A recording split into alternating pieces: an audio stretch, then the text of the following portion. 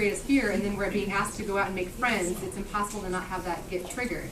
So in my final section of that step, when I share about vulnerability, this is what I say.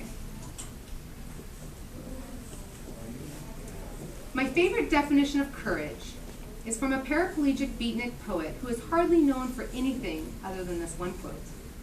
Writing under a pseudonym, Ambrose Redmoon wrote an article exhorting those who thought they could fight injustice without sacrifice. In the 5-page thesis are these words: courage is not the absence of fear, but rather the judgment that something else is more important than the fear. We sacrifice and risk for that which we care about. Heroes don't jump into the icy water to save someone because they feel no fear. Rather, they do it because they value the life that they are trying to save as greater than their fear. We don't sign up for online dating because we're fearless.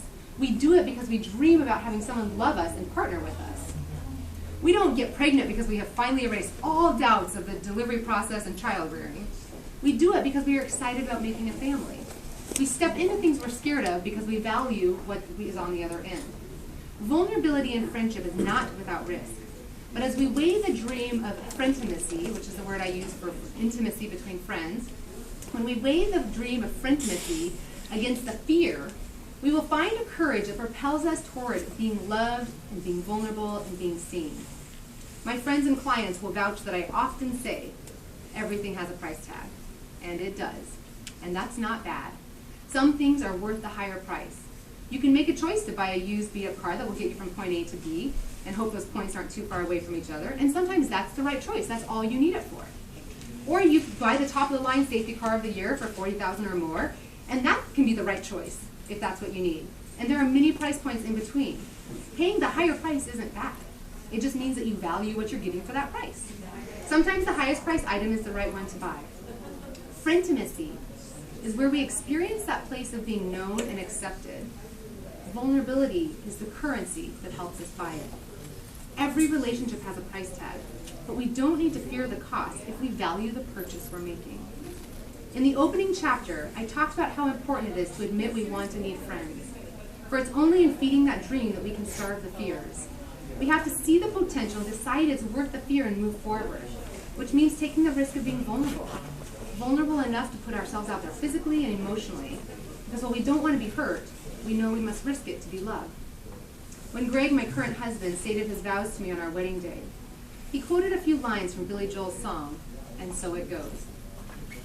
The lyrics speak to how little we can sometimes say, and yet still feel too exposed, but that the far greater loss would be to lose someone because of our inability to let them in. His voice cracked with the pain, knowing the pain possible and the hope desired, when he quoted, So I would choose to be with you. That's if the choice were mine to make.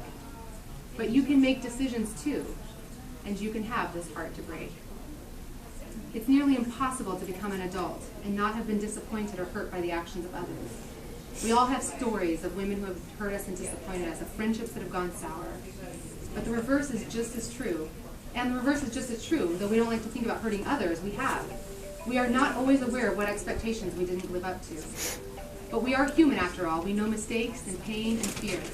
And vulnerability means we know the cost and choose the relationship anyway, which is really just another way of saying we know ourselves, and we know we want to be seen. We know we want to be known by others, and we're willing to be. That's awesome.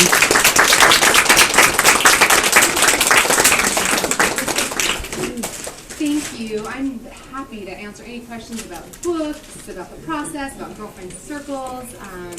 Many of you may not know about Girlfriend Circles yet. It's a website where you join and it matches you up with other women in New York City or wherever you are to help meet in cafes and kind of help the beginning process, the being open and meeting people process. But even that doesn't just make friendship. You have to follow up and do it again and do it again and do it again. And to that point, I know we have at least 2 Girlfriend Circles ambassadors in the room, maybe more. I know we have Michelle in the red. Woo! And we got Jessica.